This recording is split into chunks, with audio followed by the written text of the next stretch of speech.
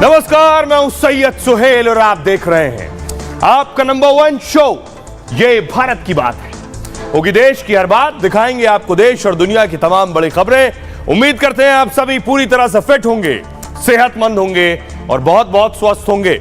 आइए आपको बताते हैं ये भारत की बात है में क्या है खास। सबसे पहले आज की पहली बड़ी खबर, डॉक्टर रेप पर विस्फोटक खुलासा आज हम आपको दिखाने जा रहे हैं। अब तक बहुत बार कहा गया कि किसी को बचाया जा रहा है, बहुत कुछ छिपाया जा रहा है। आज 75 सेकंड की वो कॉल मैं आपको सुनवाऊंगा। 75 सेकंड की जो कॉल ये बता रही है, उसमें चीख चीख कर आवाज ये बयां कर रही है कि डॉक्टर से रेप और हत्या के मामले को कैसे छिपाकर दबाकर रखने की कोशिश की गई। आखिर ऐसा किस लिए किया गया, किसे बचाने की कोशिश हो रही है, पर्दे के पीछे कौन से बड़े चेहरे हैं। साथ ही आपको दिखाएंगे कि आज सीबीआई मुर्दा घर तक पहुंच गई है। कौन से सबूत मुर्दा घर और शवदाह में छिपे हैं, उससे उठेगा पर्दा। अगली बड़ी खबर, धमकी पर फंस गई ममता बनर्जी। कल ममता बनर्जी ने धमकी दी थी कि अगर बंगाल में आग लगी तो दिल्ली, नॉर्थ ईस्ट, असम, झारखंड, उड़ीसा भी जलेंगे। इस पर एक तरफ तो ममता बनर्जी के खिलाफ शिकायत हो गई है, दूसरी तरफ तीन मुख्यमंत्री आज ममता पर टूट पड़े और ममता से भिड़ गए। बताएंगे आपको। अगली बड़ी खबर, पिछले कई दिन से भेड़िए का आतंक जारी था। 6 में से 4 भेड़िया पकड़ लिए गए और वो एक लौता भेड़िया जिसने 9 लोगों को, मासूमों को शिकार बनाया है, आज वो भेड़िया पकड़ लिया गया है। आपको बताऊंगा कि कैसे ये भेड़िया पकड़ा गया और जिन शहरों में, जिन गांवों में भेड़ियों का आतंक है, कभी ये परिस्थिति हो जाए तो कैसे बचना है भेड़ियों से। भेड़िया घेर ले तो क्या करें।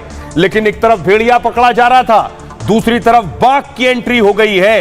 अगली बड़ी खबर, उत्तर प्रदेश से आई है। मदरसे में नोट छापने की फैक्ट्री मिली है। कैसे मदरसे के अंदर बाकायदा मशीन लगाकर नोट छापे जा रहे थे, कौन छाप रहा था, कौन है इसके पीछे और इसके तार कहां तक जुड़े हैं, इसकी भी जांच हो रही। अगली बड़ी खबर आपको बताएंगे, बाढ़ का आपातकाल, खासतौर पे गुजरात में, राजस्थान में हाल खराब है। क्या वजह है गुजरात में लगातार बारिश के पीछे और साथ ही गुजरात में हालात क्या है, आखिर में बात करेंगे। आज की एक और बड़ी खबर है, बांग्लादेश पर पाकिस्तान कब्जा करने की तरफ बढ़ रहा है। हिंदुस्तान ने जिस जमाते इस्लामी पर बैन लगाया, शेख हसीना ने जिस जमाते इस्लामी पर बैन लगाया, वो बैन बांग्लादेश की सरकार ने हटा दिया है। बांग्लादेश की सरकार ने खूंखार आतंकी को भी रिहा कर दिया है और पाकिस्तान से 40 टन आरडीएक्स मांगा है। आखिर क्यों, बताएंगे आपको। शुरू करें उससे पहले आपको दिखाते हैं हेडलाइंस।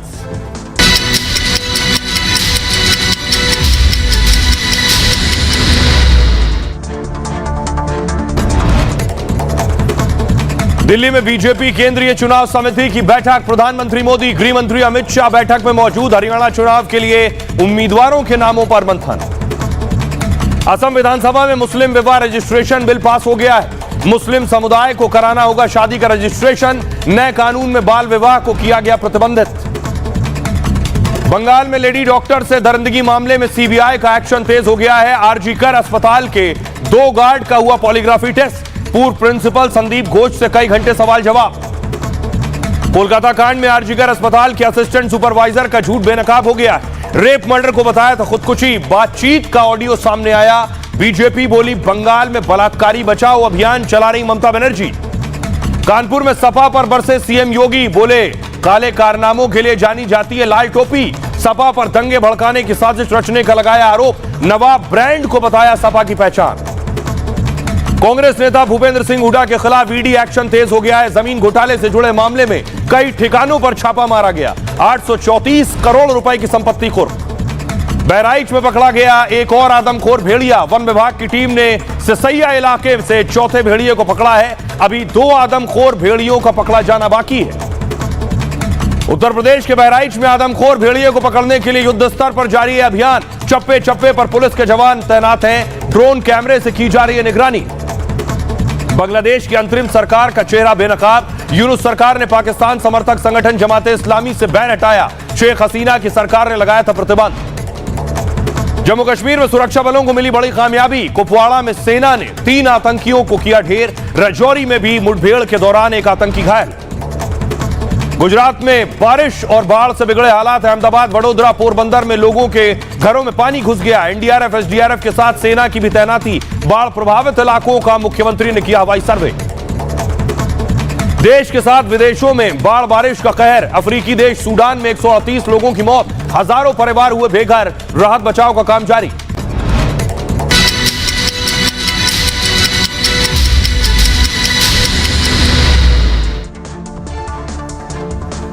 और आइए शुरुआत करने जा रहे हैं आज की पहली बड़ी खबर के साथ। और पहली बड़ी खबर है डॉक्टर रेप मर्डर में बहुत बड़ा खुलासा जो हम आपको दिखाने जा रहे हैं। पैरों तले जमीन निकाल देगा। आखिर कोलकाता में, बंगाल में प्रदर्शन क्यों नहीं रुक रहा है? अभी भी प्रदर्शन हो रहा है, बताऊंगा क्यों। ये आज की तस्वीर है, लोग सड़कों पर उतरे हैं, प्रदर्शन कर रहे हैं।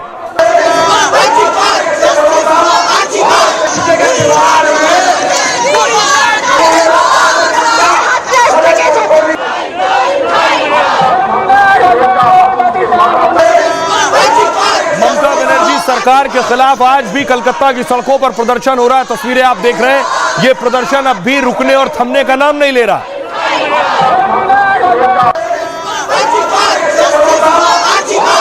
और अब तो यह हो गया कि उनकी साथी इंडी के दूसरे सहयोगी कांग्रेस ने प्रदर्शन किया।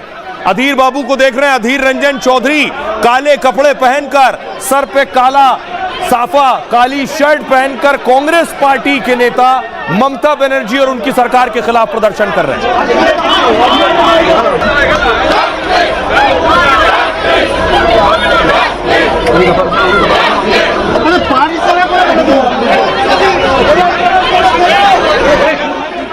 और इतना ही नहीं, बीजेपी एक्शन में है। बीजेपी आज गवर्नर से मिलने पहुंची है। बीजेपी के नेता राजभवन पहुंचे, गवर्नर बोस साहब से मिले, राज्य के हालात पर बातचीत की है। कल जिस तरह से बीजेपी के बंगाल बंद के खिलाफ सरकार, शासन, प्रशासन ने बीजेपी के नेता कार्यकर्ताओं पर लाठियां बरसाई, आंसू गैस के गोले दागे, उसके खिलाफ शिकायत करने पहुंचे।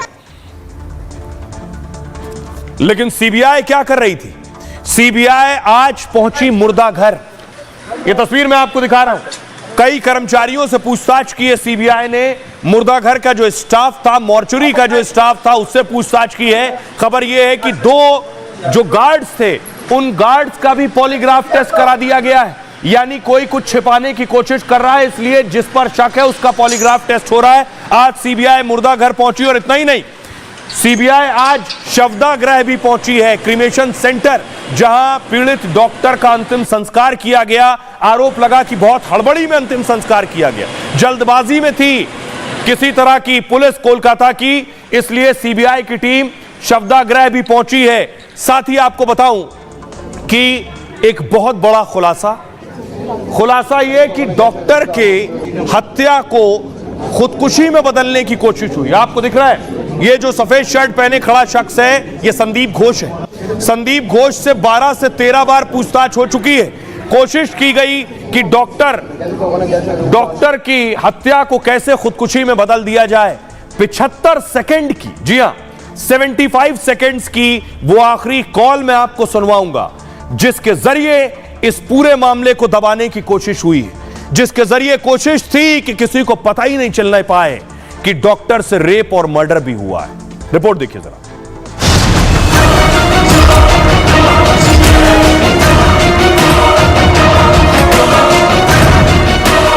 ममता बनर्जी खुद ये नहीं चाहते कि इसका सही ढंग से तफ्तीश हो। बहुत सारे राज खुल जाएगी ना, वो नहीं चाहती। ওনার অবস্থা খুবই খারাপ। মেয়েকে আমরা এমার্জেন্সিতে নিয়ে এসেছি, আপনারা আসুন। Kolkata doctor rape murder case में विस्फोटक खुलासा हुआ है। 75 सेकंड की ऑडियो क्लिप में हिला देने वाला सच सामने आया है। अस्पताल के डॉक्टर के परिवार से झूठ पर झूठ बोला गया। ওনার অবস্থা খুবই খারাপ। মেয়েকে আমরা এমার্জেন্সিতে নিয়ে এসেছি, আপনারা আসুন। ওনার অবস্থা খুবই খারাপ। মেয়েকে আমরা এমার্জেন্সিতে নিয়ে এসেছি, আপনারা আসুন। बेटी की मौत के 7 घंटे बाद फोन आया, लेकिन परिवार से झूठ बोला गया। अस्पताल में रेप और मर्डर को सुसाइड बताने की साजिश आखिर किसने रची? ব্যাপারটা হচ্ছে যে আপনার উনি সুসাইড করেছেন হয়তো বা কিছু মারা গেছেন। दूसरे कॉल में भी डॉक्टर के परिवार को सच नहीं बताया गया। हत्या को खुदकुशी में बदलने का यह पक्का सबूत है।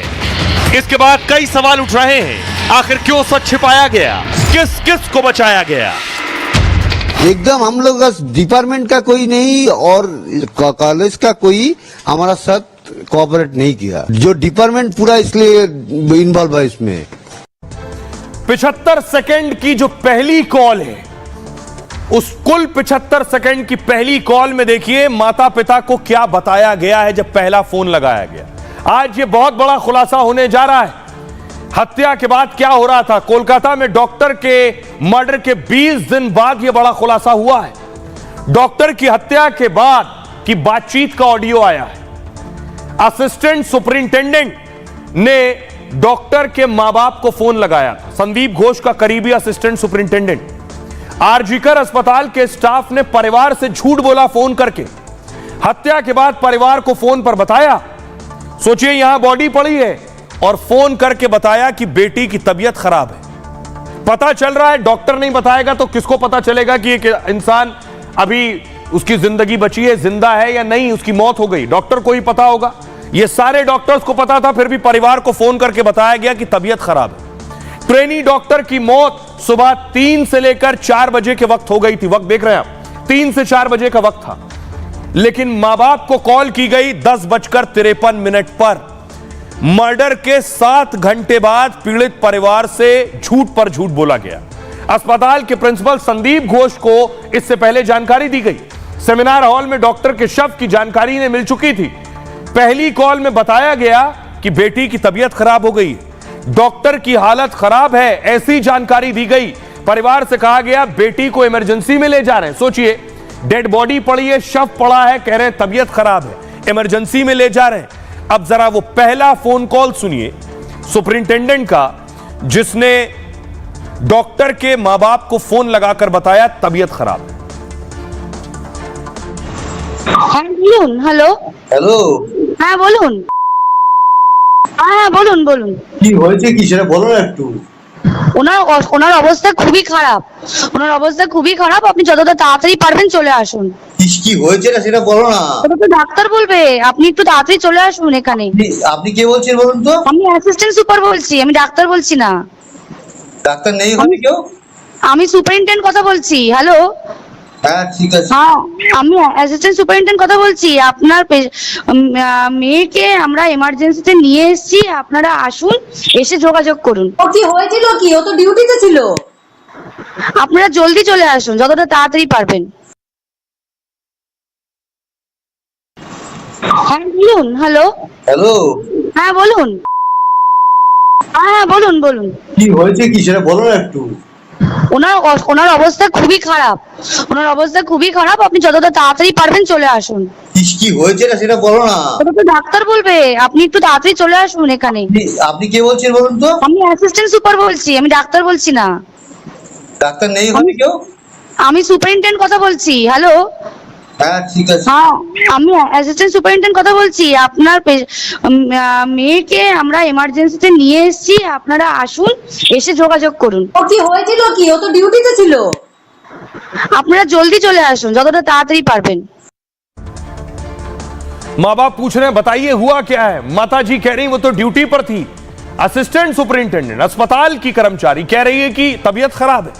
अब देखिए जरा दूसरा जो बातचीत हुई वो मैं आपको दिखाऊंगा। दूसरी बार जब फोन किया गया तो क्या हुआ।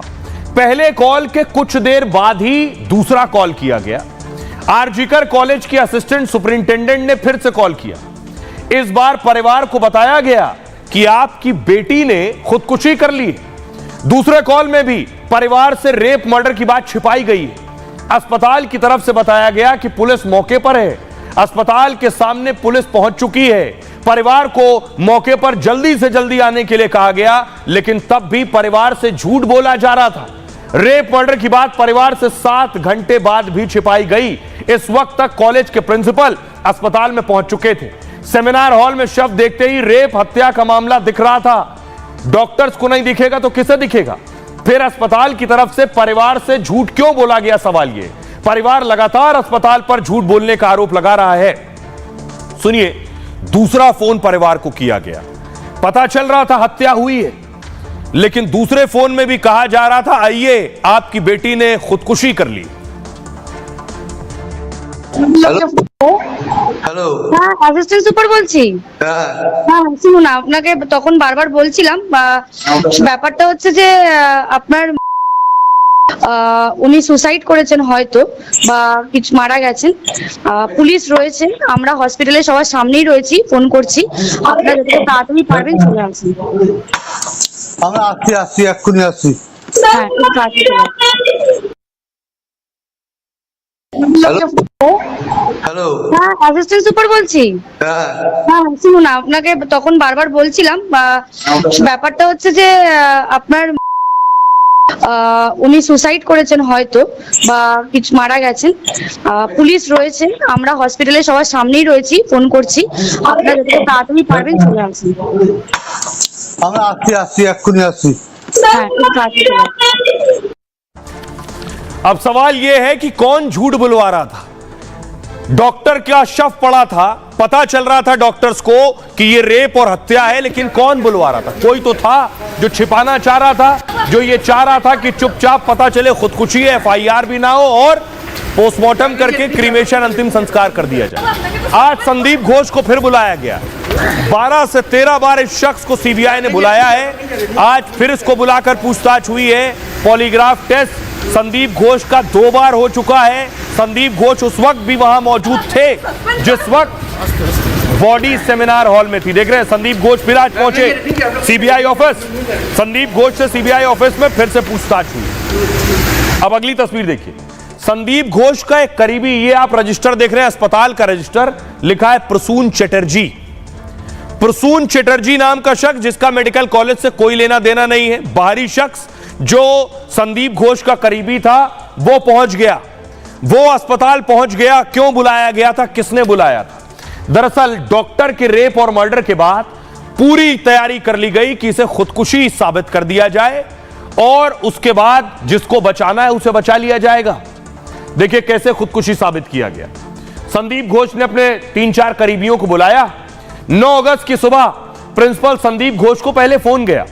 सेमिनार हॉल में डॉक्टर की लाश की जानकारी दी गई ने कि डॉक्टर की बॉडी है सर यहां सेमिनार हॉल में। इसके बाद प्रिंसिपल संदीप घोष एक्शन में आ गए।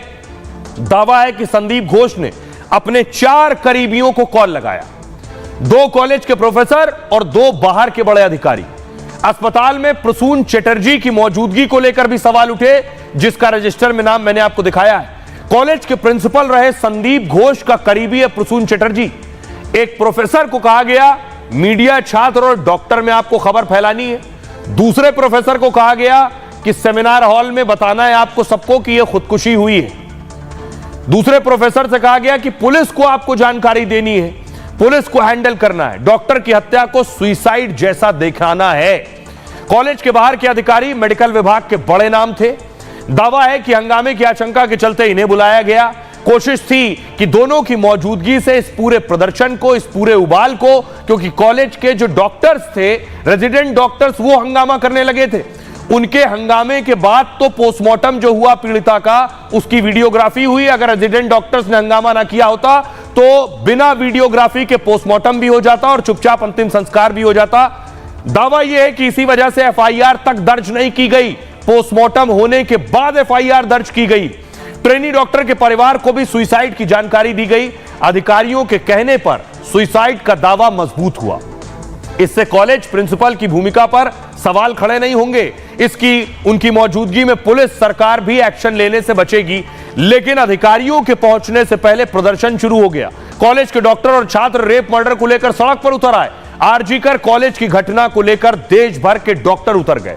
इसलिए मर्डर को सुसाइड में बदलने का प्लान फेल हो गया। यह थी वजह फेल होने की। अब आपको सुनवाता हूं, यही बात डॉक्टर के पिता भी कह रहे हैं, पीड़ित डॉक्टर के पिता, कि कैसे इस मामले को घुमाने और गुमराह करने की कोशिश पहले दिन से की जा रही है। सब अस्पताल के लोग मिले हुए थे, सुनिए जरा उनको।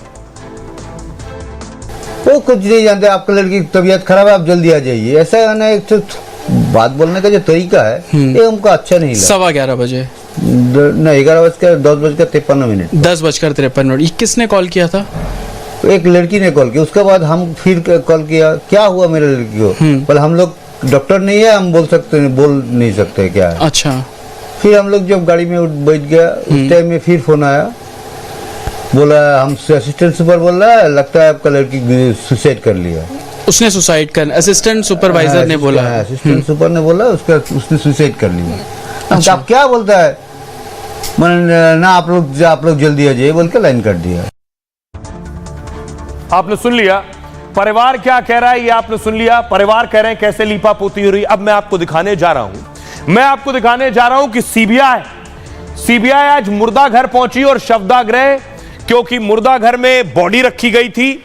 दूसरा शवदाह क्योंकि आरोप लगाया गया, जैसे मैंने शुरू से आपको बताया कि पहले कोशिश की गई रेप और हत्या को खुदकुशी बताइए, उसके बाद फौरन पोस्टमार्टम करवाइए, वो भी बिना वीडियोग्राफी के। रेजिडेंट डॉक्टर्स ने दबाव डाला तो वीडियोग्राफी में पोस्टमार्टम हुआ। उसके बाद फौरन शमशान ले गए जिससे अंतिम संस्कार कराया जाए। 2 बॉडी पहले से थी लेकिन उनको छोड़कर डॉक्टर का अंतिम संस्कार कराया गया। सब कुछ इतनी जल्दबाजी में हो रहा था, इसलिए सीबीआई अब इस मामले को इन्वेस्टिगेट कर रही है। देखिए सीबीआई आज मुर्दा घर पहुंच गई जहां पीड़िता की बॉडी संभवतः रखी गई थी। कोलकाता में डॉक्टर से रेप मर्डर की गुत्थी उलझती जा रही है। अब ट्रेनी डॉक्टर की मौत के समय पर सवाल उठ रहा है कि मौत हुई कब। पोस्टमार्टम रिपोर्ट डेथ सर्टिफिकेट में अलग अलग वक्त बता रहा है। दावा यह है कि दोनों रिपोर्ट में मौत की टाइमिंग अलग अलग है। पोस्टमार्टम रिपोर्ट के मुताबिक सुबह 3 से 6 बजे के बीच मौत हुई। शमशान घाट के रजिस्टर में मौत का वक्त लिखा है 12:44। रजिस्टर को देखकर दाह संस्कार प्रमाण पत्र तैयार किया जाता है। अब सवाल यह उठ रहा है कि दोनों रिपोर्ट में 3 से 5 घंटे का अंतर क्यों है। सीबीआई की टीम गुत्थी सुलझाने के लिए आरजीकर अस्पताल पहुंची है और कॉलेज में जो शवदाह मॉर्चुरी इसमें काम करने वाले जो कर्मचारी हैं, इन कर्मचारियों से बात की है। डॉक्टर के परिवार ने अंतिम संस्कार में जल्दबाजी का आरोप लगाया था कि इतनी हड़बड़ी क्यों थी। 3 शव थे लेकिन सबसे पहले उनकी बेटी का अंतिम संस्कार कर दिया गया। शमशान घाट के स्टाफ ने भी जल्दबाजी की बात मानी थी। पुलिस के कहने पर अंतिम संस्कार में जल्दबाजी की गई। आखिर पुलिस क्यों चाह रही थी ऐसा? सुनिए, पीड़ित के पिता ने भी इस बात को कहा था कि जल्दबाजी की गई। उसके बाद शवदाह शमशान भी हमारे सहयोगी पहुंचे और वहां काम करने वाले लोगों ने भी कहा कि हम पर दबाव था कि जल्दी अंतिम संस्कार किया जाए। अंतिम संस्कार कराने में भी बहुत जल्दबाजी की गई। बहुत जल्दबाजी। उधर 3 बॉडी था और जो स्लीप उधर जो रुपया देना पड़ता है शमशान घाट में, वो हम जाने के पहले ही वो सब हो गया। किसने दिया?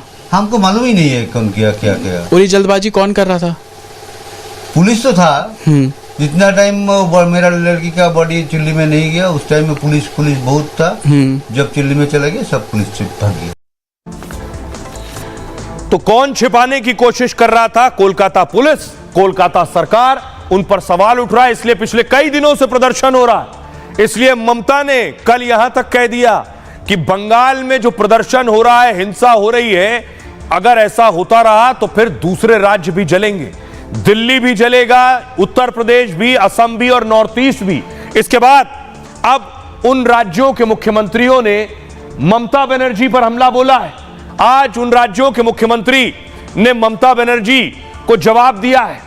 कल ममता बनर्जी ने कहा था, मोदी आप अपनी पार्टी के लोगों से आग लगवा रहे हैं। याद रखिएगा, बंगाल में अगर आग लगाई गई तो असम, नॉर्थ ईस्ट भी शांत नहीं रहेगा, उत्तर प्रदेश, बिहार भी शांत नहीं रहेगा, झारखंड, उड़ीसा भी शांत नहीं रहेगा और दिल्ली भी शांत नहीं रहेगा। आपकी कुर्सी हम लोग हिला डालेंगे। आज हेमंता बिस्वा शर्मा ने जवाब दिया, कल ही जवाब दिया था, बाकी 2 और सीएम ने आज जवाब दिया। शर्मा ने कहा, दीदी आपकी हिम्मत कैसे हुई असम को धमकाने की? हमें लाल आंखें मत दिखाइए। आपकी असफलता और तुष्टीकरण की राजनीति से भारत को जलाने की कोशिश भी मत कीजिएगा। आपको विभाजनकारी भाषा बोलना शोभा नहीं देता। बीरेंद्र सिंह ने आज लिखा, ममता के बयान से मणिपुर के मुख्यमंत्री भी नाराज हैं। दीदी ने पूर्वोत्तर को धमकाने की हिम्मत कैसे की? उन्होंने कहा, मैं इस तरह के गैर जिम्मेदाराना टिप्पणियों की कड़े शब्दों में निंदा करता हूं। उन्हें पूर्वोत्तर और देश के बाकी हिस्सों से सार्वजनिक रूप से माफी मांगनी चाहिए। ममता जी को विभाजनकारी राजनीति के जरिए हिंसा और नफरत भड़काना तुरंत बंद कर देना चाहिए। किसी राजनीतिक नेता के लिए सार्वजनिक मंच पर हिंसा की धमकियां देना बेहद अनुचित है। आपको किसने अधिकार दिया? ओडिशा के सीएम ने भी ममता को जवाब दिया। किसने अधिकार दिया कि आप आपत्तिजनक बयान दें ओडिशा के बारे में? ममता बनर्जी अपने ही राज्य में महिलाओं की सुरक्षा करने में विफल हैं। महिला सुरक्षा को प्राथमिकता देने की बजाय वो देश को बांटने की कोशिश कर रही हैं। उनकी ये कोशिश कामयाब नहीं होगी। जनता इसका करारा जवाब ममता को देगी। सुनिए जरा ममता बनर्जी को और इन राज्यों के मुख्यमंत्रियों को जिन पर ममता ने हमला किया, जिनके राज्य पर हमला किया। ममता का कहना था कि ये राज्य भी जलेंगे। सुनिए। বাংলায় যদি আগুন লাগান আসামও থেমে থাকবে না, নর্থ ইস্টও থেমে থাকবে না, উত্তরপ্রদেশও থেমে থাকবে না, বিহারও থেমে থাকবে না, ঝাড়খণ্ডও থেমে থাকবে না, উড়িষ্যাও থেমে থাকবে না। किसको अधिकार दिया है कानून कि देश को और राज्य को जला देने का? और ये राहुल गांधी और लालू यादव और तेजस्वी यादव, अखिलेश बलात्कारियों के साथ खड़े हैं। इनकी जुबान नहीं खुल रही। जो एक संवैधानिक पद पर बैठ करके कहे कि मैं जला दूंगी, ये कोई मुख्यमंत्री का वक्तव्य है? ये तो लगता है फ्रस्ट्रेशन में है। बंगाल की जनता इनसे पूछ रही है। बंगाल की स्थिति बांग्लादेश जैसी हो रही है। इस देश के इतिहास में ऐसा कभी नहीं हुआ कि भारत के राष्ट्रपति ने भी ये कहा है कि मैं भयभीत हूं बंगाल की स्थिति को देख के, मैं चिंतित हूं। मैं तो मांग करता हूं भारत के राष्ट्रपति महोदया से कि बंगाल की सरकार को अंतिम चेतावनी और वार्निंग देते हुए कोई कड़ा फैसला लें। वो पूरे देश को जलाने की बात कर रही हैं।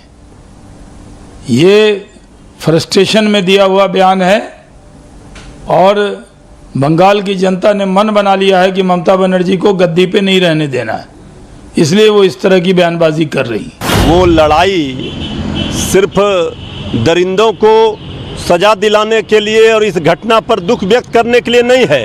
ये सत्ता के लिए लड़ रहे हैं और ममता दीदी की सरकार को हटाने का प्रयास वहां किया जा रहा है, साजिश रची जा रही है। सुन लिया आपने। ममता बनर्जी पर एक और आरोप लगा कि उन्होंने डॉक्टरों को धमकाया है। इसके बाद बाकायदा ममता बनर्जी ने देखिए ट्वीट किया और सफाई दी कि उन्होंने, उनका मकसद बिल्कुल भी किसी को धमकाने का नहीं था। वो डॉक्टर्स के साथ खड़ी हैं। लेकिन ममता बनर्जी के खिलाफ शिकायत दर्ज की गई। अगली तस्वीर देखिए। बाकायदा ममता बनर्जी के खिलाफ एफआईआर लिखाने की मांग की गई है और मुकदमा दर्ज कराने की मांग की गई। इसके लिए कंप्लेंट दी गई है ममता के खिलाफ। देखिए कंप्लेंट में क्या है। ममता की धमकी पर दिल्ली पुलिस से शिकायत की गई है। सुप्रीम कोर्ट के वकील विनीत जिंदल ने शिकायत की है और बयान को भड़काऊ और नफरत पैदा करने वाला बताया गया है। ममता का बयान राष्ट्रीय सद्भाव को ठेस पहुंचाने वाला है। बीएनएस की धारा 152, 192, 196, 353 के तहत एफआईआर दर्ज हो। धारा 152 यानी अलगाव या सशस्त्र विद्रोह के लिए प्रेरित करना, भारत की संप्रभुता, एकता और अखंडता को खतरे में डालना। इसमें 7 साल से उम्र कैद तक की सजा संभव है।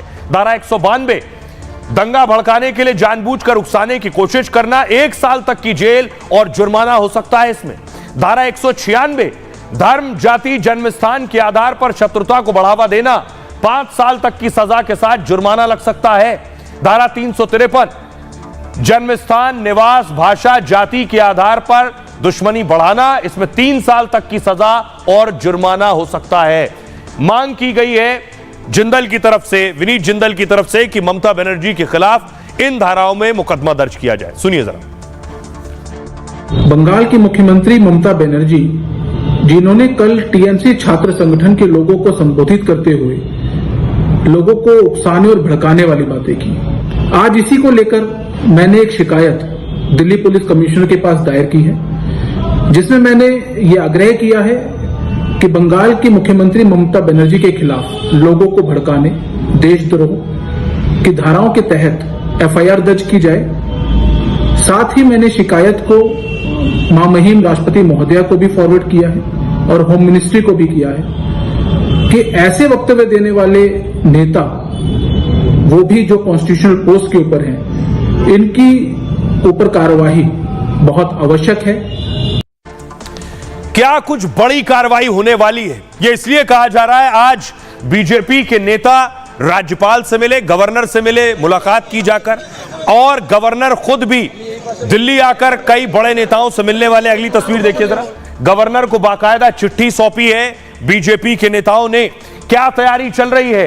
क्या बंगाल में जो कुछ होने जा रहा है वो उसकी तपिश दिल्ली तक पहुंच चुकी है और दिल्ली से कोई बड़ा फैसला बंगाल के लिए हो सकता है क्या?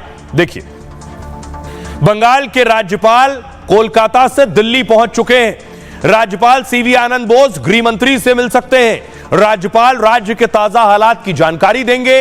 इससे पहले बीजेपी नेताओं ने गवर्नर से मुलाकात की थी। दिलीप घोष और सुकांता मजूमदार ने मुलाकात की। 9 अगस्त से लेकर अब तक के हालात की जानकारी दी है। बंगाल उनकी ओर बड़ी उम्मीद से देख रहा है। यह भी कहा, कानून व्यवस्था के लिए आवश्यक कदम उठाने की अपील की गई। डॉक्टर रेप कांड के बाद राज्यपाल का यह दूसरा दिल्ली दौरा है।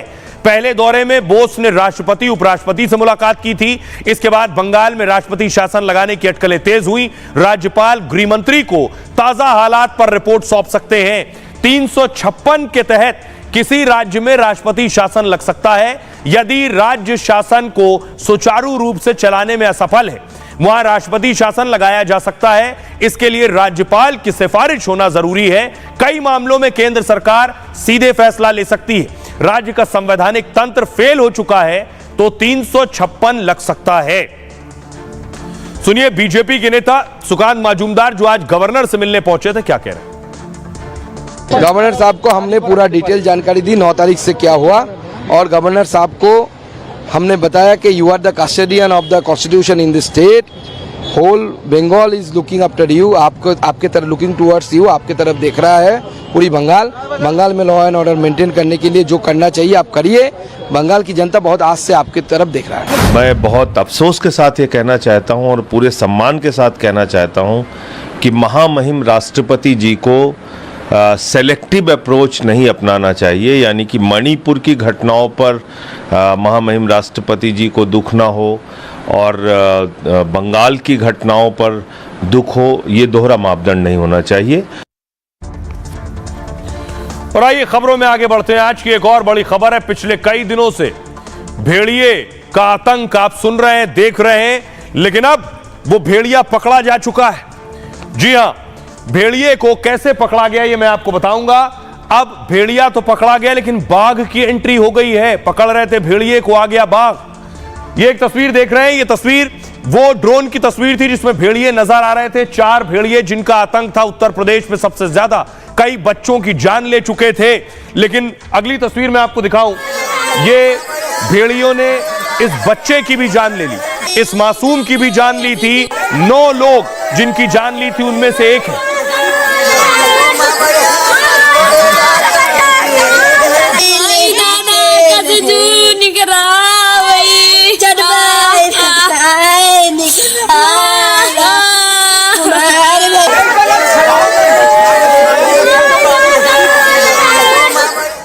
अब आपको बताऊं कि भेड़िया जिसने मासूमों की जान ली वो आज पकड़ा गया। देख रहे हैं, भेड़िए को पकड़ने के लिए ये तैयारी की गई। जाल लगाए गए थे, इस तरह के पिंजड़े लगाए गए थे। अब भेड़िए को पकड़ना था। अगली तस्वीर देखिए जरा, भेड़िया कैसे पकड़ा गया। ये देख रहे हैं, ये भेड़िया इसी जाल में फंस गया जो जाल लगाया गया था, गुजर रहा था, उसी दौरान इस भेड़िए को पकड़ा गया। देखिए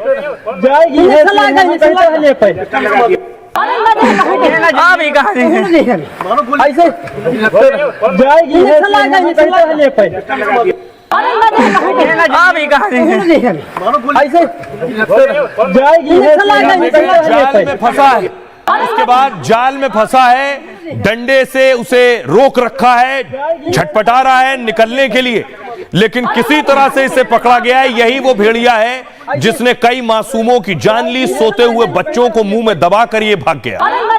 अगली तस्वीर देखिए, और ये आप देख रहे हैं तस्वीर जिसमें इस पिंजड़े के अंदर ये भेड़िया बाहर निकलने के लिए देखिए झटपटा रहा है इस पिंजड़े के अंदर। भैया वो आप लोग आप भीड़ से कम कर दो, आप ये परेशान हो रहा है भैया, कोई कैजुअलिटी हो जाएगी, समझे? प्लीज जिम्मेदार लोग, प्लीज आप लोग जिम्मेदार लोग हैं। बस के लिए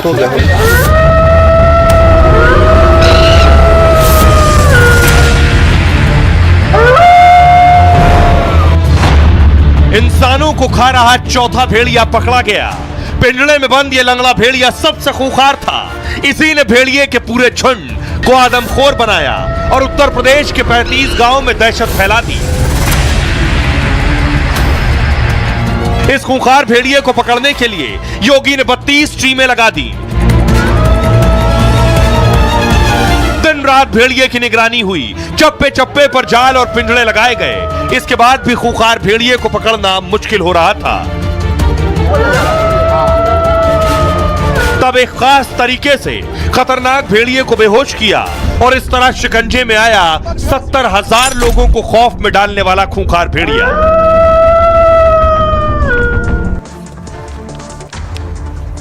और आइए अब आपको बताऊं कि यह भेड़िया पकड़ा कैसे गया। आखिर अब तक 4 भेड़िए पकड़े जा चुके हैं और 2 अभी भी बाकी हैं। यूपी के 35 गांव में 3 महीने से इनकी दहशत थी। भेड़िए 9 शिकार कर चुके हैं और हमले इनके जारी थे। सीएम योगी के निर्देश पर ऑपरेशन भेड़िया शुरू किया गया। भेड़िए को पकड़ने के लिए 32 स्पेशल टीमें बनाई गई। 35 किलोमीटर के इलाके में पुलिस का बड़ा पहरा। पूरे बहराइच इलाके में दिन रात ड्रोन से नजर रखी जाने लगी और कल रात 11 बजे सिसैया गांव में ड्रोन में लंगड़ा भेड़िया दिख गया। वन विभाग की टीम अलर्ट हो गई। फौरन पास में पिंजड़ा और जाल बिछा दिया गया। वन विभाग के कर्मचारी ने ट्रैंकुलाइजर गन से निशाना लगाया। ट्रैंकुलाइजर जो होता है जानवरों को बेहोशी की दवा देने का तरीका होता है। बाघ तेंदुए को पकड़ने के लिए भी यही तरीका अपनाया जाता है। भेड़िए पर जैसे ही ट्रैंकुलाइजर गन से हमला हुआ उसके बाद इस पर असर करने लगी दवा, बेहोशी आने लगी, उल्टियां होने लगी। मुस्तैद वन कर्मियों ने तुरंत इन पर जाल डाला और जाल डालकर इन्हें पकड़ लिया। थोड़ी देर में खूंखार भेड़िए को मजबूत पिंजड़े में बंद कर दिया गया इस तरह के, और इन्हें गोरखपुर चिड़ियाघर में भेज दिया गया है। लोगों पर हमले की शुरुआत दरअसल कैसे हुई, ये जो भेड़िया है बताया जाता है ये लंगड़ा था। लंगड़ा होने की वजह से शिकार नहीं कर पा रहा था। चोट थी तो बड़ा शिकार नहीं कर पा रहा था। तो क्या करता था, रात में सोते बच्चे इसके लिए आसान शिकार थे, न भागने की झंझट थी।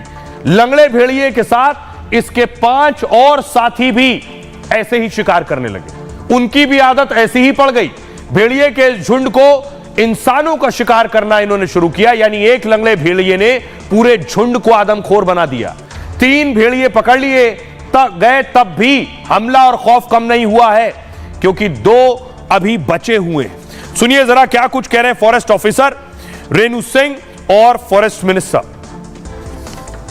को ट्रैंकुलाइज भी करना पड़ा था क्योंकि वो थोड़ा रेजिस्टेंस था, उसको घेरा गया था। उसके बाद फिर काफ़ी रेजिस्टेंस था तो उसको ट्रैंकुलाइज भी करना पड़ा। लेकिन जैसे ही वो केज में आया तुरंत वो रिवाइव भी हो गया, उसको रिवाइव भी कर दिया गया है। भेड़िए अभी तक 4 भेड़िए पकड़े जा चुके हैं।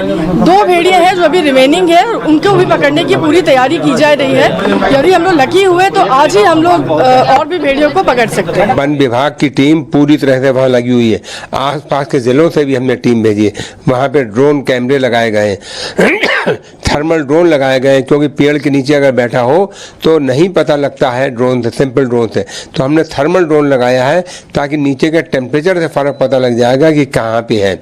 और इस तरह से वहाँ पे हमने पता लगाया है कि 3 हैं और 3 में से 1 कल पकड़ गया। अभी भी 2 और बाकी हैं, वो भी हम जल्दी ही पकड़ेंगे। तो आपने सुना क्या कह रहे हैं वन मंत्री। उनका कहना है पकड़ लिए गए कई, लेकिन 2 अभी बाकी हैं। ये 2 कहां हैं, इनकी तलाश हो रही है। कैसे मिलेंगे देखिए, 2 हैं कहां। बहराइच के 70,000 लोग दहशत में हैं। पकड़ा गया लंगड़ा भेड़िया चौथा खतरा था। मतलब अब तक 4 भेड़िए पकड़े जा चुके हैं। वन विभाग का दावा यह है कि 2 अभी बचे हैं। गांव के लोग कह रहे हैं 3-4 भेड़िए और हैं। मतलब खतरा अभी पूरी तरह से टला नहीं है। अभी तक पकड़े गए भेड़िए एक ही झुंड के थे, बाकी बचे भेड़िए दूसरे झुंड के बताए जाते हैं। इन भेड़ियों को पकड़ने के लिए दिल्ली से खास साइलेंट ड्रोन मंगाए गए जिसमें आवाज ना हो, वरना आवाज सुनते ही ये ड्रोन की भेड़िए भाग जाते हैं। ये ड्रोन जो मंगाए गए दिल्ली से बिना आवाज के निगरानी में मदद करेंगे। इस बीच आज बहराइच में दिन में भी एक भेड़िया दिखा है। अभी तक आमतौर पर रात में ही यहां भेड़िए दिखते थे, लेकिन अब खेतों के बीच भागता एक भेड़िया दिखा। लाठी डंडों के साथ गांव वाले और वनकर्मी इनके पीछे थे, लेकिन अपनी फुर्ती से भेड़िया फिर भागकर कहीं छिप गया। बाद में वन विभाग की टीम को ड्रोन से वो भेड़िया दिखा है। 3 पिंजड़े और जाल उसके आसपास लगा दिए गए, लेकिन बारिश और अंधेरे में ऑपरेशन में देरी भी हो रही है और परेशानी भी हो रही है। आइए अब आपको सुनवाता हूं, चुनौती है डिस्ट्रिक्ट फॉरेस्ट ऑफिसर के लिए। सुनिए जरा डीएफओ क्या कह रहे हैं। इस महीने की स्टार्टिंग में भी 3 रेस्क्यू करे गए थे और उसमें बाकी बचे अब हमारे पास 3 ही लगातार दिख रहे थे, जिसमें से 1 को आज रेस्क्यू कर लिया गया है। 2 और हैं इसमें से, देखिए 2 और अभी हैं जो हमारे सर्विलांस में लगातार निकल के आ रहे हैं और उसके ऊपर भी हम इसी प्रकार से लगे हुए हैं। अपनी रणनीति को थोड़ा बहुत as and when needed local conditions के हिसाब से मॉडिफाई करते हुए कर रहे हैं और सारे स्टाफ बहुत मेहनत कर रहे हैं। वी आर होपफुल कि जल्दी ही बाकी 2 भी पकड़े जाएंगे। अभी भी आप अब आपको बताऊं, अब सवाल यह है कि ये भेड़िया अभी 2 बाहर हैं। भेड़िया अगर घेर ले किसी को तो क्या किया जाना चाहिए? आपको बताऊं, भेड़िया घेर ले तो लोगों के लिए क्या सामने उपाय हैं इस स्थिति में। सबसे पहली चीज तो भागे नहीं। भेड़िए की रफ्तार 50 से 60 किलोमीटर प्रति घंटे की है, यानी आपसे वो रफ्तार में बहुत तेज होते हैं। भागने से उन्हें आपके डर का अंदाजा होगा और भेड़िया आक्रामक तरीके से हमला करेगा। दूसरा, तेज आवाज निकालें। भेड़िया अगर घेर ले तो घबराना नहीं चाहिए, तेज और डराने वाली आवाज निकालिए। शोर जैसे ही आप मचाएंगे तो तेजी से ताली बजाएंगे, भाग जाएंगे। भेड़िए को तेज आवाज पसंद नहीं होती, इसलिए अक्सर रात के अंधेरे में यह हमला करते हैं। शोर से इसे और लोगों के होने का एहसास होगा। दूसरा, आंख मिलाएं और पैर हटाएं। डरने के बजाय भेड़िए की आंख से आंख मिलाएं। खुद को बड़ा और ऊंचा दिखाने की कोशिश करें भेड़िए से। अपने से बड़े पर हमला करने से भेड़िया बचता है और भेड़िया जैसे ही बैकफुट पर नजर आए, आप धीरे धीरे अपने कदम पीछे बढ़ाते जाएं, लेकिन भेड़िए की ओर पीठ ना दिखाएं। अपनी ओर पीठ देखकर भेड़िया हमला कर सकता है। अगला, आग लगाएं और भेड़िया भगाएं। माचिस या लाइटर अगर आपके पास है तो तुरंत आग लगाएं। जंगल में सामना हो तो घास और झाड़ियों में आग लगा दें। भेड़िए को आग और धुआं बिल्कुल पसंद नहीं होता है। आग और आग के अंगारों से भेड़िए डरते हैं। भेड़िया अपने बच्चों और मादा के लिए उसे खतरा मानते हैं, इसलिए आग देखते ही वो दूरी बना लेते हैं। लेकिन सोचिए, यहां भेड़िए को पकड़ने के तरीके ढूंढे जा रहे थे, भेड़िए से बचने के उपाय खोजे जा रहे थे और बाघ आ गया। ये लखीमपुर की तस्वीर मैं आपको दिखा रहा हूं, देख रहे हैं, वहां बाघ की दहशत है। बाइक सवार को आप देख रहे हैं, सामने से बाइक आ रही है और बाघ लखीमपुर में आ गया है और बाघ ने कई लोगों को अब तक अपना शिकार बना लिया है। ये देख रहे हैं, परिवार के लोग जिनको शिकार बनाया है वो रो रहे हैं, अपनों को खोया है उन्होंने, क्योंकि बाघ, जैसे वहां भेड़िया शिकार बना रहा था, यहां बाघ ने कई लोगों की जान ले ली। बताया जा रहा है 4 लोगों पर बाघ ने हमला किया है, 4 लोगों की जान ले चुका है ये बाघ। अब इस बाघ को पकड़ने की तैयारी हो रही है। देख रहे हैं, पिंजरा लगा दिया गया है बाघ के लिए भी और अंदर देख रहे हैं आपको बकरी भी नजर आ रही है। पिंजरे के अंदर एक बकरी रखी गई है जो बाघ के लिए शिकार बनेगी। बाघ अंदर आएगा उसको खाने के लिए, लेकिन इस पिंजरे में फंस जाएगा, इसलिए ये लगाया है। प्रशासन ने अपने स्तर पर यह एक्शन लिया है कि कैसे इसे पकड़ा जाए। अब आपको बताऊं बाघ की एक कहानी कि बाघ कहां से आ गया। बहराइच से सिर्फ 80 किलोमीटर दूर लखीमपुर है, यहां टाइगर रिजर्व भी है। लखीमपुर में एक बाघ का आतंक है। कल बाघ ने खेत में एक किसान का शिकार किया। 26 दिन में यह बाघ अब तक 4 लोगों की जान ले चुका है। लखीमपुर खीरी के कई घर मातम में डूबे हुए हैं। घर के डर से, बाघ के डर से लोग खेतों की ओर जाने से डर रहे हैं। योगी के वन मंत्री ने यहां भी आकर दौरा किया है। वन विभाग को कड़े एक्शन का निर्देश दिया गया है। बाघ पकड़ने के लिए बाकायदा खास टीम बनाई गई है और बाघ और उसके पैरों के निशान खोजे जा रहे हैं। निगरानी के लिए खास ड्रोन और कैमरे लगा दिए गए। 40 हाईटेक कैमरों के अलावा कई पिंजड़े मंगाए गए। कुछ पिंजड़ों में बाघ को फंसाने के लिए बकरी बांधी गई है, जो तस्वीर मैंने आपको दिखाई, ताकि बाघ बकरी का शिकार करने आए और जाल में फंस जाए। यह है एक उपाय, वरना गांव वाले वाकई बहुत परेशान हैं। आइए खबरों में आगे बढ़ते हैं। आज की एक और खबर है, मदरसे में नोट की फैक्ट्री मिली है।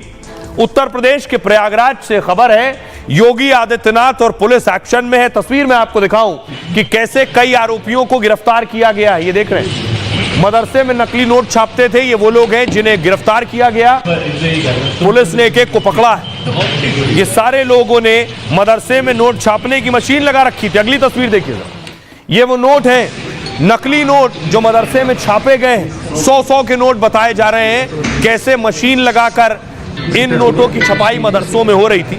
आइए मैं आपको पूरी कहानी बताता हूं कि आखिर मदरसे में कैसे चल रहा था। ये प्रयागराज के मदरसे में ये नकली नोट छापने वाले गैंग का खुलासा हुआ। मदरसे में कक्षाएं बंद होते ही नकली नोट की छपाई शुरू हो जाती थी। आरोपी 100-100 रुपए के नकली नोट छापते थे और फिर असली की तरह इन्हें चलाते थे। खुफिया सूचना पर पुलिस ने छापेमारी की, 4 आरोपियों को गिरफ्तार किया है। इसमें मदरसे का कार्यवाहक प्रिंसिपल भी शामिल है। आरोपियों के पास से 1,30,000 के नकली नोट बरामद हुए। पुलिस ने 234 पेज बरामद किए हैं जिनमें नोट छपे थे। एक लैपटॉप, एक कलर प्रिंटर भी बरामद हुआ। मदरसे का एक कमरा नकली नोट छापने का कारखाना बन गया था। आरोपियों ने नकली नोट चलाने के लिए कुछ लोगों को रखा हुआ था। 3 नकली नोट बाजार में चलाने पर 1 असली नोट का इनाम मिलता था। आरोपी आधार कार्ड छापने वाले स्कैनर प्रिंटर से नकली नोट छापते थे। 2-3 महीने से नकली नोट छापने का यह गैंग काम कर रहा था। आरोपियों के खिलाफ पुलिस ने केस दर्ज कर लिया है। 23 साल का जाहिर खान गैंग का मास्टरमाइंड है। जाहिर खान उड़ीसा का रहने वाला है। मदरसे के प्रिंसिपल ने जाहिर को कमरा उपलब्ध कराया। खुलासे के बाद इंटेलिजेंस एजेंसियां अलर्ट हो गई और इंटेलिजेंस ब्यूरो ने जांच शुरू कर दी। सुनिए क्या कुछ कह रहे हैं प्रयागराज डीसीपी। ये सारा काम ये जो मदरसा है उसके कमरे में ही ये सारा कर रहे थे। प्रिंसिपल के ये संज्ञान में था और इनके द्वारा ये कार्य 3-4 महीने से किया जा रहा था। मेनली ये जो पैसा था इसको मार्केट में बल्क में यूज ना करके उसको फुटकर में इस पैसे को यूज करते थे। उसके बाद इन्होंने जो ये गैंग थी इनके द्वारा 15,000 रुपए में ओरिजिनल में ये 45,000 के जो फेक इंडियन करेंसी नोट्स हैं वो ये प्रोवाइड करवा रहे थे। उसी पे हमें मुखबिर के माध्यम से इनपुट मिली थी जिसको डेवलप करके इनकी पुलिस के द्वारा गिरफ्तारी की। देखिए जो इसके प्रिंसिपल हैं मोहम्मद तफसीरुल और ये मेन जो इनका मास्टरमाइंड है जाहिर खान, ये दोनों उड़ीसा के ही रहने वाले हैं। और आइए आपको आगे लिए चलते हैं। बाढ़ के आफतकाल में जिस तरह लगातार बाढ़ बारिश हो रही है उसके बाद ये बाढ़ का आफतकाल है। ये तस्वीर देखिए जरा, किस तरह रेस्क्यू किया गया। हेलीकॉप्टर से 2 लोगों को जो बाढ़ में फंसे हुए थे, बीच मझधार में फंसे थे, उसके बाद रेस्क्यू टीम पहुंची।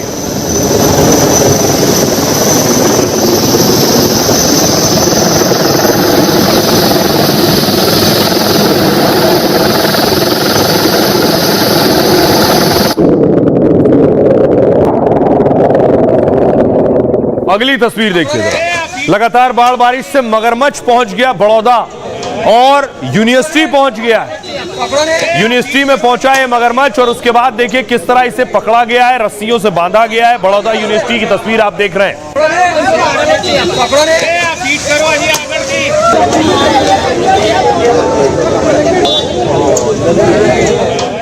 एक और मगरमच्छ देखिए, ये 15 फीट, जी हाँ बताया जा रहा है 15 फीट लंबा मगरमच्छ है और ये वडोदरा में घर पहुंच गया। देखिए घर के दरवाजे पर खड़ा हुआ है।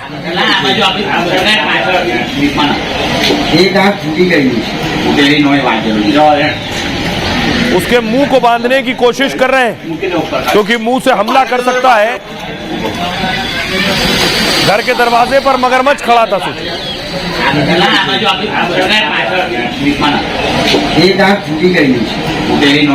उसके बाद देखिए दोनों मगरमच्छ को, ये देख रहे हैं 2 मगरमच्छ को, ये छत पर आराम कर रहे हैं दोनों मगरमच्छ।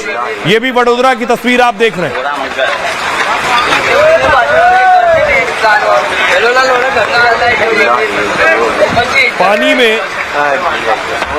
पानी और बाढ़ के बाद मगरमच्छ शहरी इलाकों तक आ गए और उसके बाद देखिए सूखे में आराम करने के लिए पानी इतना भरा है कि ऊपर छत पर है।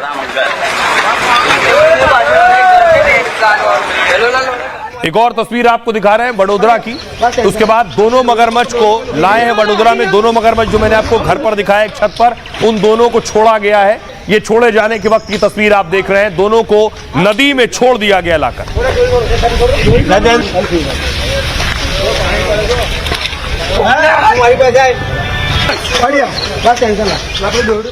और एक और तस्वीर देखिए, द्वारका की तस्वीर है। 8 लोगों का रेस्क्यू किया गया।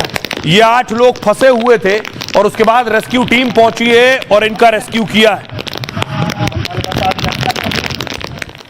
और ये देखिए अहमदाबाद कच्छ हाईवे पर इस कदर बारिश हुई कि सड़कें बह गई, हाईवे बह गया और देखिए पूरा ट्रक पलट गया है बाढ़ बारिश के बीच।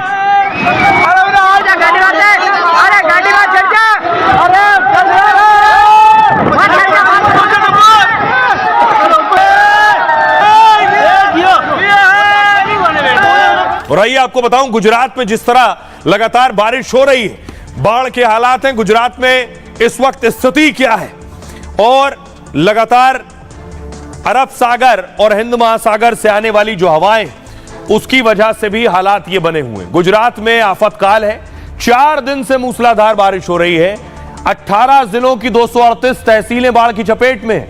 30 लोगों की मौत हो चुकी है। द्वारका, कच्छ, वडोदरा, जामनगर में स्कूल बंद हैं। राहत बचाव के लिए सेना लगाई गई है। एनडीआरएफ की 15 और एसडीआरएफ की 27 टीमें मौजूद हैं। अब तक 18,000 लोगों को रेस्क्यू किया गया। 7 नेशनल हाईवे, 66 स्टेट हाईवे समेत 939 सड़कें बंद हैं। द्वारका, जामनगर, राजकोट में 12 घंटे में रिकॉर्ड बारिश हुई है। 50 मिलीमीटर से 200 मिलीमीटर के बीच बारिश दर्ज की गई है। गुजरात में अगले 5 दिन के लिए भारी बारिश का अलर्ट है। 11 जिलों में रेड अलर्ट और 22 जिलों में येलो अलर्ट है। पीएम मोदी ने सीएम भूपेंद्र पटेल से बात की है और हर संभव मदद का भरोसा दिया है। राजस्थान, मध्य प्रदेश में भी भारी बारिश हो रही है। देश के बाकी 19 राज्यों में बारिश का अलर्ट है। सुनिए हमारे सहयोगी अनूप वडोदरा में है।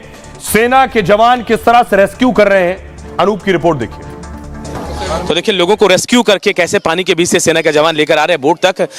ये लोग 2-3 दिन से यहाँ फंसे हुए थे। जो जोरदार बारिश आई गुजरात में वडोदरा में, उसके बाद ये हालात यहाँ बने थे। उसके बाद देखिए छोटे छोटे बच्चियाँ हैं, इसके अलावा महिलाएं हैं, बुजुर्ग हैं। इन तमाम लोगों को सेना के जवान देवदूत बनकर पानी के बीच से निकालते हुए हम वो तस्वीर आपको दिखा रहे हैं। देखिए कैसे के सेना के जवान यहाँ पहुंचे और उसके बाद इनका रेस्क्यू किया जा रहा है। एनडीआरएफ के लोग हैं, तमाम लोग हैं और ये सेना के जवान, हम सेना के जवानों के साथ है बोट में। अब इन लोगों को लेने के लिए सेना की पूरी टीम आई बोट के साथ और अब इनको लेकर बाहर निकाला जा रहा है बोट। तो आप हमारे सहयोगी अनूप की रिपोर्ट देख रहे थे, जो किस तरह से रेस्क्यू किया जा रहा है। आइए खबरों में आगे बढ़ते हैं। आज की एक और बड़ी खबर है, बांग्लादेश पर पाकिस्तान क्या कब्जा कर लेगा। हालात ऐसे ही बन रहे हैं। दरअसल यूनुस के आने के बाद, हसीना गई, यूनुस आए, उसके बाद से कैसे पाकिस्तान का दखल बढ़ता जा रहा है। आपको बताऊं, हसीना ने जिस पर बैन लगाया था, अगली तस्वीर दिखाऊंगा, हसीना ने जमाते इस्लामी पर बैन लगाया था। जमाते इस्लामी से बैन हटा लिया गया है। भारत में जमाते इस्लामी बैन, बांग्लादेश में जमाते इस्लामी बैन, पाकिस्तान में बैन नहीं है। और अब वही जमाते इस्लामी बांग्लादेश में भी बैन थी, प्रतिबंध हट गया। ये रिपोर्ट देखिए जरा।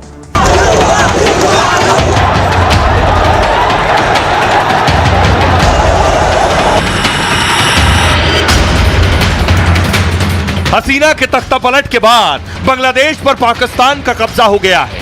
आतंकवाद में शामिल होने को लेकर जिस जमाते इस्लामी पर मोदी और शेख हसीना ने बैन लगाया था, उस पर बांग्लादेश की यूनुस सरकार ने प्रतिबंध हटा दिया है। बांग्लादेश में पर्दे के पीछे से अब सत्ता की बागडोर पाकिस्तानी आईएसआई ने संभाल ली है। अलकायदा और लश्कर के आतंकवादी जशीमुद्दीन को भी यूनुस सरकार जेल से आजाद कर चुकी है। भारत समर्थक हसीना को कुर्सी से हटाने के बाद अब बांग्लादेश के सारे फैसले आईएसआई ही ले रही है।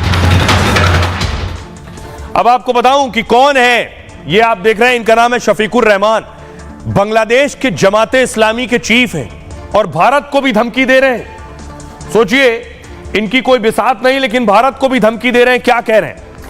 इनका कहना है जमाते इस्लामी एक पाकिस्तानी समर्थक संगठन है, यह मुसलमानों पर शरिया लागू करना चाहता है।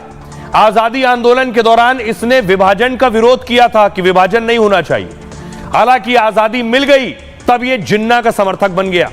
पाकिस्तान के लाहौर में जमाते इस्लामी का हेडक्वार्टर है। इसने 1971 में बांग्लादेश बनने का विरोध किया था और बांग्लादेश के स्वतंत्र आंदोलन के खिलाफ अभियान भी चलाया। इसी अभियान में जमात के नेताओं ने आम लोगों पर अत्याचार किया है, जिसे लेकर जमात के कई नेताओं पर युद्ध अपराध साबित हुआ है। इसे लेकर 2008 में बांग्लादेश पुलिस ने जमात नेताओं को अरेस्ट किया।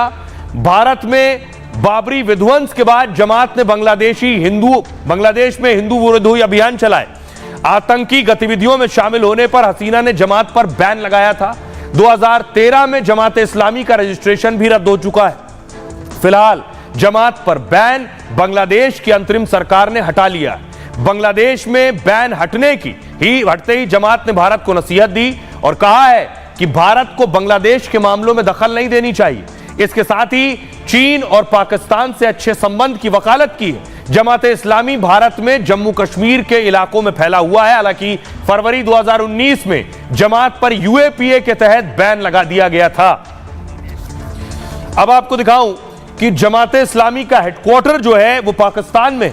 तस्वीर देखिए, ये लाहौर की तस्वीर आप देख रहे हैं। पाकिस्तान के लाहौर में जमात इस्लामी का ये हेडक्वार्टर है, लेकिन दुनिया के कई देशों में जमात इस्लामी एक्टिव रहा है और कहां कहां तक इसकी रीच है ये देखिए जरा।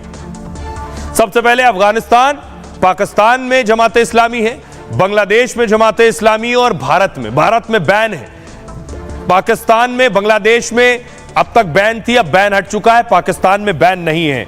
हमारे साथ खास मेहमान जुड़ रहे हैं, कर्नल शैलेंद्र, उनसे जवाब लेंगे। शैलेंद्र साहब, सवाल यह है कि बैन हट गया है बांग्लादेश में, जमात इस्लामी से भारत में बैन है और जमात इस्लामी भारत को धमका रहा है। इसे किस नजरिए से देख रहे हैं? हमारे पड़ोस में बांग्लादेश है और वहां आतंकवादी छोड़े जा रहे हैं और वहां जमात इस्लामी पर बैन हट रहा है। पड़ोसी होने के नाते क्या हमारे लिए चुनौती होगी?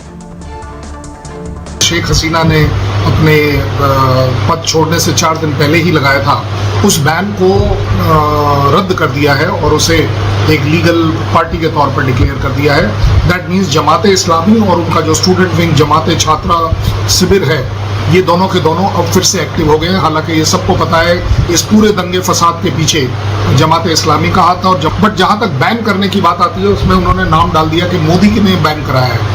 यस, अगर मोदी की इतनी चलती है तो क्यों ना वो बैन कराए। वो ऑर्गेनाइजेशन जो ना केवल बांग्लादेश के हितों में नहीं है, दुनिया के हितों में नहीं है, भारत के भी हित में नहीं है। ये 4 बार बैन हुई थी, एक बार तो हुई नहीं। और सबसे आखिरी में 1972 में जब बांग्लादेश में सभी रिलीजियस पार्टीज को बैन किया, मोदी तब भी थे क्या? मोदी ने तब भी बैन करवाया था। बात ज़्यादा बड़ी ये है कि जिस तरीके से यूनुस साहब अपने देश को रन करने की कोशिश कर रहे हैं, वो क्लैरिटी। जी शरण जी, शुक्रिया इस तमाम जानकारी के लिए। आइए अब आपको बताऊं कि बांग्लादेश ने उनका एक आतंकी जो अलकायदा से जुड़ा रहा है, इसे छोड़ दिया है। ये उसे आप देख रहे हैं, बड़ा आतंकी जो जेल में था। कौन है ये? अलकायदा से जुड़े हुए आतंकी जेल से बाहर आ रहे हैं, ये वो शख्स। बांग्लादेश में अब आतंकियों की रिहाई शुरू हो गई है। एबीटी के प्रमुख जशीमुद्दीन रहमानी को रिहा किया गया है। एबीटी यानी अंसारुल्लाह बांग्ला टीम का एक कट्टरपंथी संगठन है और इस गुट के संबंध आतंकी संगठन अलकायदा से। एबीटी पर बांग्लादेश में आतंकवाद फैलाने के आरोप लगे। इन्हीं आरोपों को लेकर 2015 में हसीना सरकार ने बैन लगाया। संगठन AQIS का एक सहायक संगठन है जो भारत में प्रतिबंधित है। AQIS का मतलब है अलकायदा इन द इंडियन सब कॉन्टिनेंट। AQIS के बाद इसी साल असम में एबीटी से जुड़े 2 आतंकवादी गिरफ्तार हुए थे। एबीटी प्रमुख जशीमुद्दीन को हत्या के लिए उकसाने में 5 साल की जेल हुई। जशीमुद्दीन पर आतंकवादी विरोधी कानून के तहत केस चलता रहा। उसे बांग्लादेश में हाई सिक्योरिटी सेंट्रल जेल में रखा गया।